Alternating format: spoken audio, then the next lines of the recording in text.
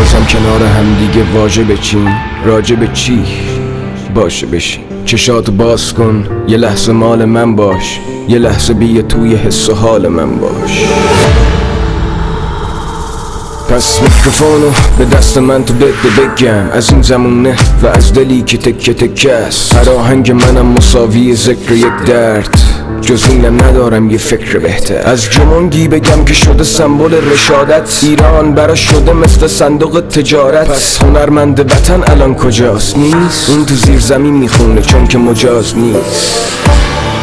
از چی بگم برات؟ انتظار داری چه چیزی از جیب من درات؟ به جز کاغذ سفید پاره غبار رفیق، حرف توشه ولی با خودکار سفید. تو هم مثل منی، تو هم کم درد نداری، درد اصلیت اینه که تو هم درد نداری. من کسی نیستم با این زخم و دردم بگیره، ولی این اشک‌ها رو کی میخواد گردم بگیره؟ از چی بگم؟ خدا از این بنده های خسته، از این همه درد تموم دنده هم شکسته. خنده ها و نبی این خنده هم یه چسبه رو لبم، این منم با یه رد پای خسته. از چی بگم؟ بگو از یه روح زخمی که باید یک تنه بره تو قلب کوه سختی.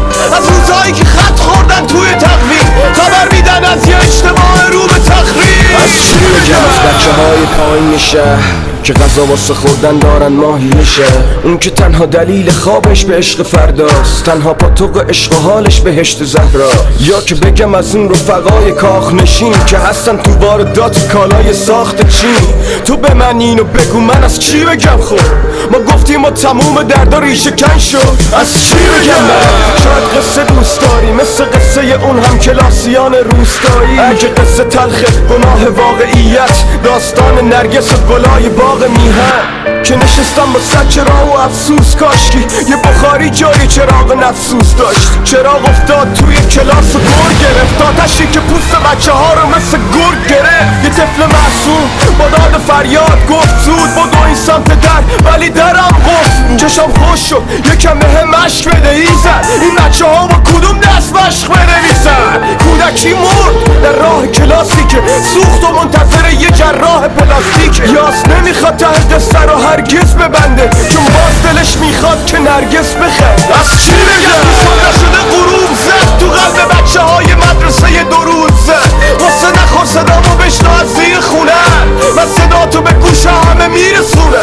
از چی بگم؟ دلی که فقط اسمش دله، یا عمری که نصفش عشق نصفش گله، یا از روح توی زندون که جسمش بله. آدم مجبوره که با شرایط وقفش بده. از چی بگم؟ بگو از یه روح زخمی که باید یک تنه بره تو قلب کوه سختی، ولی قسم به خدا قسم به روح تختی که من بدون ترس میرم به سوی تقدیر. خیلی خشن زندگی ولی حوصله کردم، تو فشن زندگی من یه مدل دردم، ولی دفتر گذشته هامو ذره ذره کردم و اومدم جلو که پی درد سر بگردم. از چی بگم؟